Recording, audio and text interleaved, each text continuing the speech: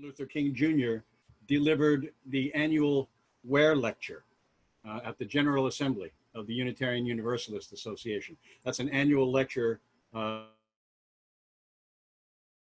that's pretty much an honorific kind of thing to give them, that people, get to deliver every year. They ask someone, generally someone outside of the UUA, to deliver that lecture. And in 1966, he was asked to deliver it. And the title of his lecture was entitled, "Don't Sleep Through the Revolution."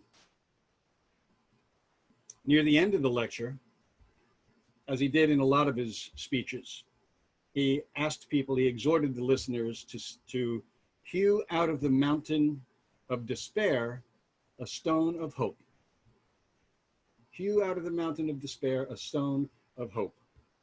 So we all know the difference, right, between stones and mountains and rocks. A stone is a fragment of a rock. And they can be big, they can be very small. But it's not easy to carve or hew anything out of solid rock, right? But there are monuments that we know around the world that we've seen in pictures or maybe visited, like the pyramids or cathedrals, sacred places, like Stonehenge, for example. Houses and fences that are made of stone are obviously built to be sturdy and to last. Jesus has that famous parable he told about the person who built their house on sand and the person who built their house on solid rock, and the one on solid rock is the one that lasted. Words that are written in stone, we always say nothing is written in stone, and the best thing I've ever seen is a thing you can put outside your house. It's a stone, and it says, "Nothing is written in stone," and it's carved out of it. So I wish I had that. That'd be great, right? But words that are written in stone are considered sacred, right? Sort of like the 10 Commandments were allegedly written by God in stone with his finger, and Moses carried those down to the children of Israel.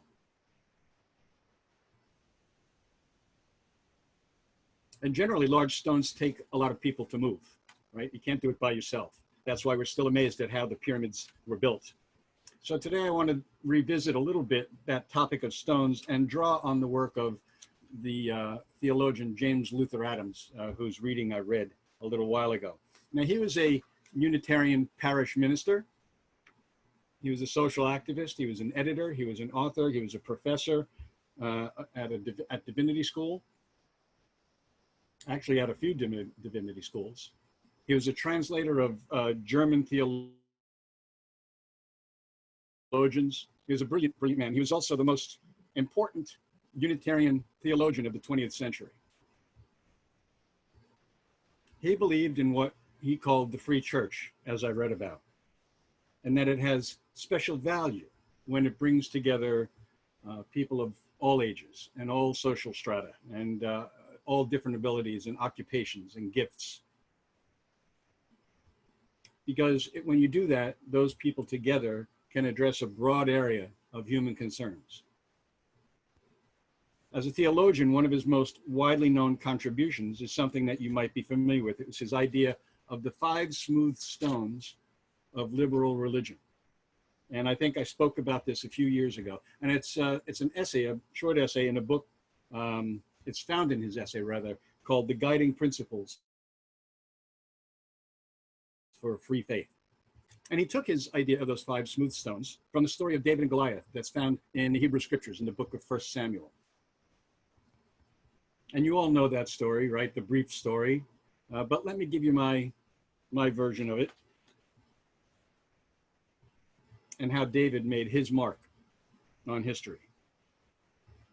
And so the Philistines, the bad guys, the Philistines, and the Israelites were at war, and they were long-standing enemies. There came a time when the Philistines decided to gather their army on a mountain across the valley from the place where King Saul and his army were tented and staying. And then this one man, a giant, the Philistines sent him out. He was their champion. His name was Goliath. And he came walking out into the field between the two armies. And he challenged Israel to send out their champion to fight him. And he said, if I win, the Israelites will be slaves to the Philistines. But if you win, the Philistines will be slaves to the Israelites. So now, here's the description that the Hebrew scriptures give about Goliath. He was nearly 10 feet tall. But don't forget, this is, legend. It's not real. But he was nearly 10 feet tall. His armor weighed over 100 pounds. The tip of his spear was heavier than a shot put ball. And the shaft of his spear was the size of a roof rafter. So picture that. 10 feet tall, got this gigantic spear, 100 pounds of armor. And he wasn't an ordinary guy. He wasn't an ordinary soldier. And he said, send your best soldier out here to fight me. But the Hebrew scripture says, when Saul and all of Israel heard these words of the Philistine Goliath, they were dismayed and greatly afraid. I would be. I wouldn't want to go fight him. So Israel didn't have a champion who was willing to fight Goliath on that day or any other day, because Goliath repeated that challenge every day for 40 days. It's interesting when you read the Hebrew scriptures and the Christian scriptures, how certain numbers come into play all the time. The number 3, the number 7, the number 40. So here's the number 40 again. Jesus was tempted in the desert for 40 days. Noah was in the ark for 40 days and 40 nights. All these things are very interesting. They have nothing to do with the story. I just found that interesting. I just wanted to tell you. And so David was sent by his father to bring food to his 3 older brothers who were in the army. He wasn't in the army. He was just a shepherd. But his father sent him out there to bring food to them. And he went out there. And when he arrived, he saw Goliath come out, and he heard Goliath issue that challenge to the Israelites. And the Israelites were afraid, and he saw that. And so he went to Saul, and he said, you know what? There's nothing to be afraid of. God is on your side. I'll go fight him. And everybody laughed and said, are you kidding? You're just a little shepherd. You're not, he wasn't a soldier. And Saul said, no, you can't go. You're going to get killed. But David insisted that he go and fight. So finally, I guess maybe to get him out of his hair, Saul said, all right, fine, go. And he put his own armor on David. And David was walking around and he said, I can't wear this. He said, it's too uncomfortable. I'll never be able to fight. So he took the armor off, and all he had on was his regular clothes. And he went out to challenge Goliath. But on the way, he stopped, and there was a stream nearby. And he went to the stream, and he picked out 5 stones. It says he picked out 5 smooth stones. And he put those in his little pouch on the side of his that he was carrying. And the only thing he had with him other than that was a slingshot. And so we can figure out from that, that when he went out there, Goliath laughed and laughed. And actually, the Hebrew scripture says that he was offended. He said, you send this dog to me? That's all you're sending? That the best you got? And so Goliath starts challenging David. And he starts running toward David, and David runs toward him. And David takes out one of those smooth stones, sticks it in his slingshot, twirls it, and the stone smacks Goliath right between the eyes, the Hebrew scripture says, and he falls over. And he's dead, or almost dead. But just to make sure, David goes over and cuts off his head. Now, if you have any little children in your house, or if you read your children Bible stories, don't tell them that part.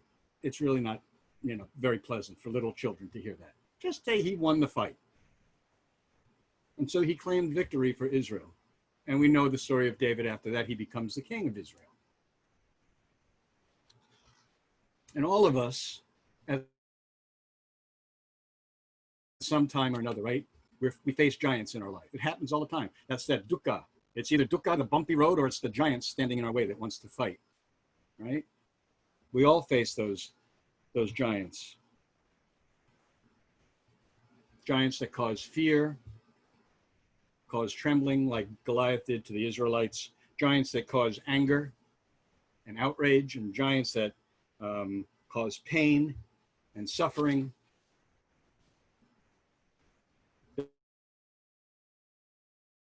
They make us despair sometimes. They make us feel hopeless. Our UUCP community right now, like a lot of other spiritual communities, is facing that giant of COVID and having to be apart. It's a giant. Let me explain what James Luther Adams' 5 smooth stones are and how they help us in our battles, spiritually and emotionally and as a community. The first smooth stone of James Adams is about revelation. He says revelation is continuous. We don't set our beliefs in stone, as we said before, but we expect that things like science and wisdom and experience and observations will at times change our outlook on life and on the universe and everything. We don't think the way we used to. We don't believe the way we used to, whether it's scientifically or spiritually. We know that truth can be found in a variety of places, and that we acknowledge that we don't have all the truth that we think we had. We don't try to build walls around our truth with those stones, right? We don't try to hem ourselves in and protect ourselves from the outside world. Instead, we try to build bridges. The second smooth stone is about relationships. He says relationships are consensual and never coerced. In other words, they're voluntary. They have to rest on mutuality. What Dr. King called that network of mutuality that we're all part of. And they depend on persuasion, not on coercion or power. So we choose to be with other people. We choose to be here today. And this is the community of faith that we have all chosen here. We choose to associate together. We're not forced to be here. That's how relationships work. You're not forced to be in a marriage. You're not forced to be in a relationship with someone else. You have to choose that. Unless someone is coercing you and you fall prey to that. The third smooth stone is to establish a just and loving community, he says. He says relationships between people should be voluntary. And of all the 5 smooth stones in our faith, this one about justice and working for social justice and loving community, that's the most important one. Because that's the one that we have to sling so very often in our society. We have to sling it at those giants of injustice and prejudice and greed. The next thing he says is there's no such thing as the immaculate conception of virtue. In other words, good things don't just happen because there is good. Good is abstract until it resides in us.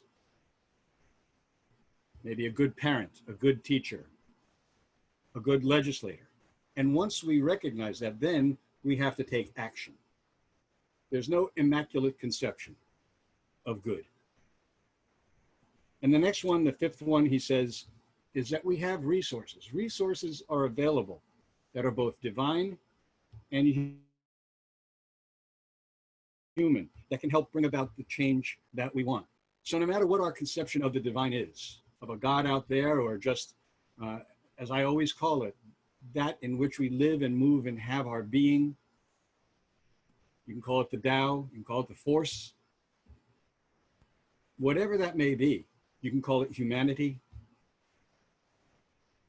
That's the thing that's going to help us bring about the changes that we seek. The inner strength that's granted by our highest power that we acknowledge, plus the help provided by our chosen community, our community here, and the wider communities that we're part of. And it's really about hope. Adams describes prophetic religion as the one that requires an ultimate optimism. Sometimes when we think about the prophets, especially the Hebrew prophets, or we think about prophetic religion, we think about challenging and being, thus saith the Lord kind of thing. You know, but you can't do that unless you're optimistic that something can happen, that something can change.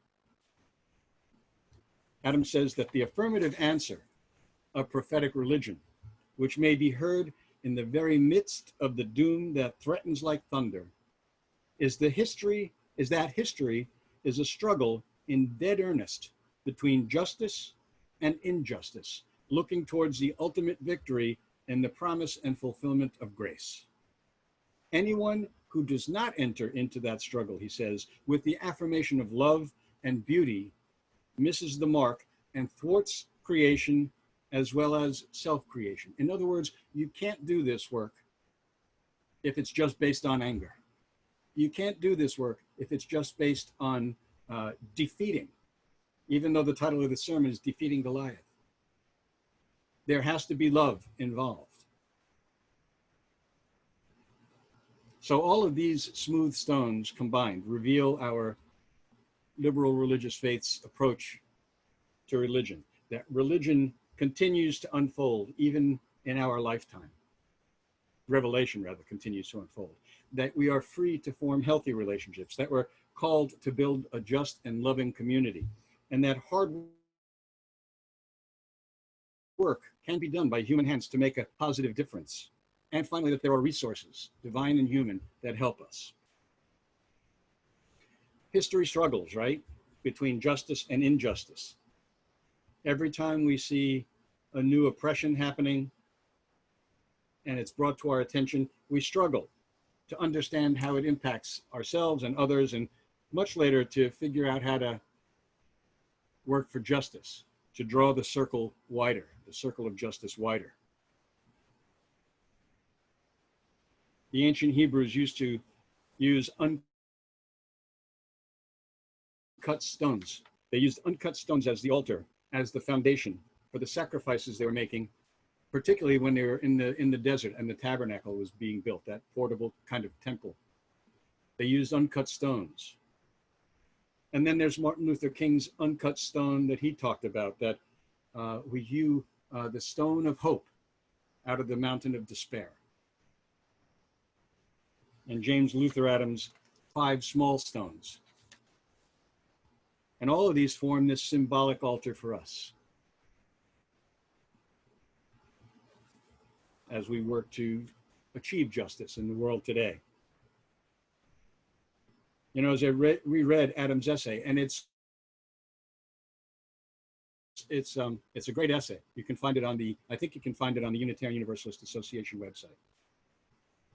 As I reread it, I thought about those 5 stones, and I thought about how David carried those 5 stones into battle, and I thought about what's happening in our nation today as people who are standing up to another Goliath, a Goliath of racism and police brutality and the rise of Trumpist fascism.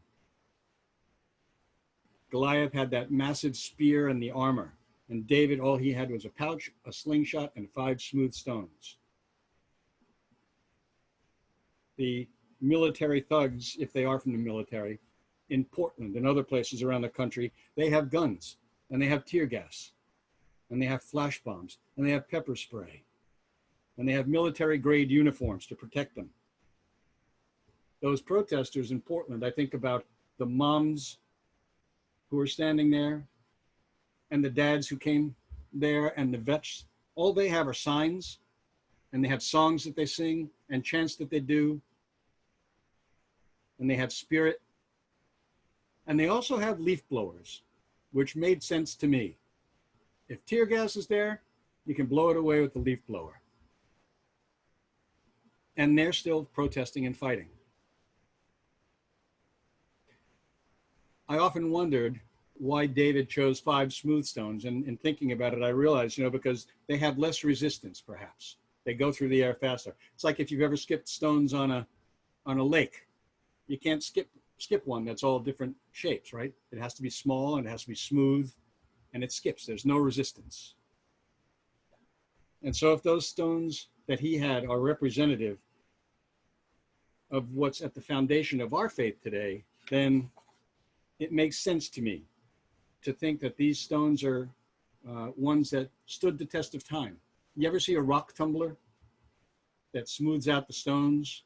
You ever see, you have the round stones like quartz, rose quartz and all. Well, those go through a rock tumbler. And the reason they go through a rock tumbler is because there's grit in there and everything that shapes and smooths them out. It takes a long time, and it's noisy. And I imagine if you're a rock, it's painful.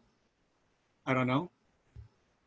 But sometimes we have to be washed and rolled and battered a bit so that the resistance can be seen, so that we can do the work, so that we can fly through the air like one of those stones. Those rocks feel good in our hands, right? So again, just to repeat one more time, revelation is continuous, he says. Relationships are voluntary. Religious liberalism affirms our obligation, our moral obligation to make the world a better place. We can't just think about it, we have to do something.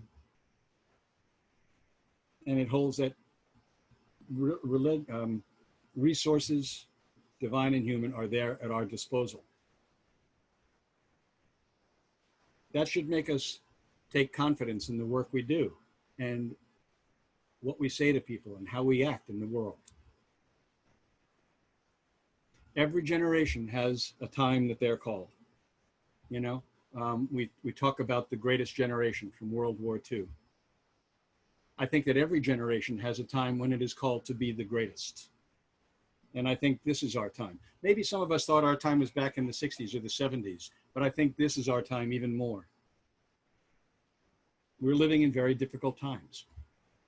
And this is the time for us to make our difference in the world. It's time for us to make our mark like David did on human life and in history. It's true in almost any era, but it's definitely true today. So I hope that we all go out and make our mark however we can in the world today. May it be so.